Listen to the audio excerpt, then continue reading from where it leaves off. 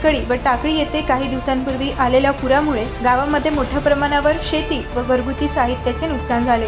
शेतकऱ्यांचे उभे पीक वाहून गेले तर अनेक घरांमध्ये पाणी शिरल्याने जनजीवन विस्कळीत झाले होते। या संपूर्ण पूरस्थितीची माहिती घेण्यासाठी राज्यसभेचे सदस्य माननीय खासदार अजित गोपछडे यांनी टाकळी गावाला भेट दिली।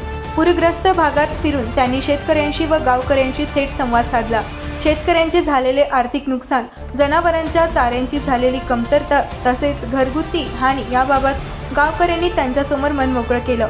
खासदार गोपछडे यांनी शासनाच्या माध्यमातून तातडीची मदत व शेतकऱ्यांना दिलासा देणारे निर्णय मिळवून देण्यासाठी प्रयत्न करण्याचे आश्वासन दिले आहे। यावेळी पूरस्थितीमध्ये वेगाने आणि सक्षमतेने कार्य करणाऱ्या पोलीस प्रशासनाची त्यांनी विशेष दखल घेतली। गावकऱ्यांच्या सुरक्षेसाठी व मदत कार्यासाठी सातत्याने काम करणाऱ्या सहाय्यक पोलीस निरीक्षक विक्रम हराळे यांच्या नेतृत्वाखालील पोलीस पथकांचे त्यांनी कौतुक केले।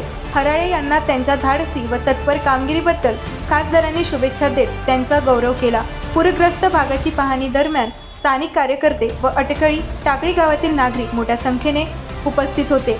गावकऱ्यांनी खासदारांचे मनापासून स्वागत करून त्यांच्या भेटीबद्दल आभार मानले।